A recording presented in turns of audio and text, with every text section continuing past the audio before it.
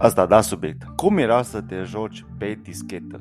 Dacă ați prins acele PC-uri, calculatoare cu floppy disk, atunci vă răscolesc un pic amintirile nostalgice. Mai exact, acea perioadă de transpirație și de emoție la partea de jocuri. După cum știți, calculatoarele nu prea dispuneau de o capacitate de memorie decentă și așadar preferai să nu descarci jocurile pe unitate, ci să te joci direct de pe dischetă. Erau două dimensiuni de dischete, 3,5 și 5,25. În mare parte, la noi, foloseam cel mai mic și mai bunic cu o mega memorie de 1,44 MB.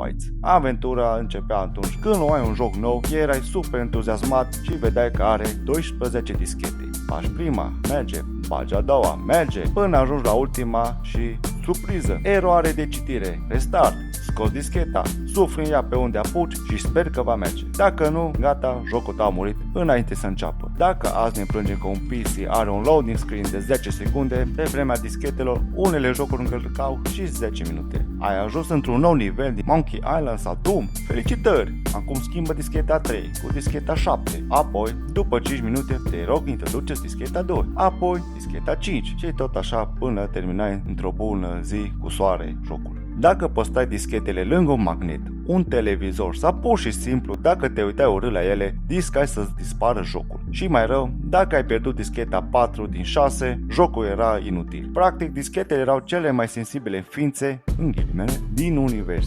Dar acum să fim serioși, câți din voi ați cumpărat jocuri originale? Înainte de torrente, DC++ și alte site-uri dubioase, prietenii își copiau jocuri cu metoda ai o dischetă goală. Primeai un joc shareware și după 3 niveluri afli că trebuie să cumperi jocul complet. Sau mergea la băiatul care are toate jocurile și îți făcea rost de o variantă modificată. Și apropo, unitatea de floppy disk făcea un zgomot mecanic inconfundabil. Fie discheta era moartă, fie calculatorul tău vrea să te vadă suferind.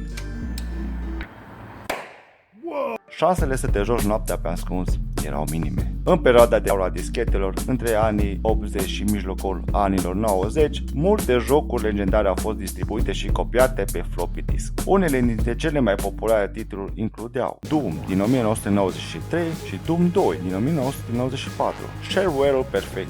Prima versiune a jocului a fost distribuită gratuit pe dischete, iar dacă îți plăcea, trebuia să comanzi versiunea completă. Mulți și-au copiat însă jocul între prieteni. Duke Nukem în 1991 și Duke Nukem 3D din 1996. Primele jocuri din seria Duke erau platformele 2D, dar și Duke 3D a fost distribuit pe dischete la început. Wolfenstein 3D din 1992, unul dintre primele FPS-uri care au definit genul, distribuit ca shareware pe dischete și piratat masiv. The Secret of Monkey Island din 1990, o aventură point-and-click clasică de la LucasArts, care venea pe 4-8 dischete. Jocul cerea schimbarea frecventă a dischetelor care era super enervant. Prince of Persia din 1989, jocul revoluționar al lui Jordan Mechner cu animații fluide și gameplay captivant și super greu. Lemmings din 1991, un puzzle adorabil în care trebuia să aveți mici creaturi neajutorate. Se copia pe o singură dischetă și era nelipsit din colecția gamerilor de atunci. Warcraft,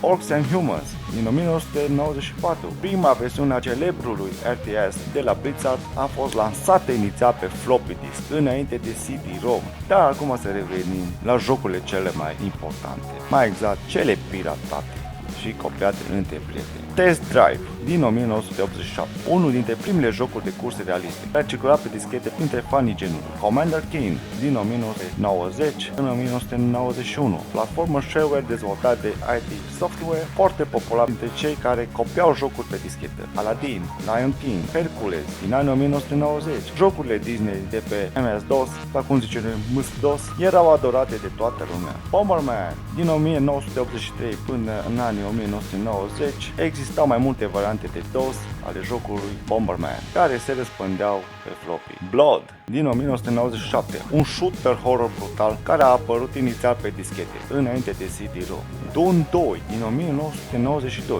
unul dintre primele RTS-uri care au influențat serii de Command & Conquer și StarCraft. Mortal Kombat din 1992. Prima versiune pentru PC venea pe dischete și era copiată intens, chiar dacă grafica era inferioară versiunii de arcade. Multe dintre aceste jocuri veneau cu protecție antipiraterie, fie cerințe de coduri din manual, fie întrebări pentru a verifica dacă ai cumpărat jocul. Totuși, grupurile de cracker în ghilimele, precum Razer 1911, Fairlight și Skin Row reușeau să elimine aceste protecții, iar versiunile piratate circulă rapid pe dischete. Vă mulțumim! Tu ce joc îți amintești că te jucai? Eu mă jucam foarte mult Winter Challenge pe Pentium 2 al meu cu un hard de 8 GB, din care 4 GB era Windows 98. Cam trist. Dar hei! De cât deloc, a fost primul meu joc piratat care l-am copiat pe ascuns de la școală, de la ora de informatică. Ce să zic? Era un mic hacker de mic, ca restul copilor din anii 90. Dacă v-a plăcut, dați un like, am fost Silviovi, toate cele bune, pa!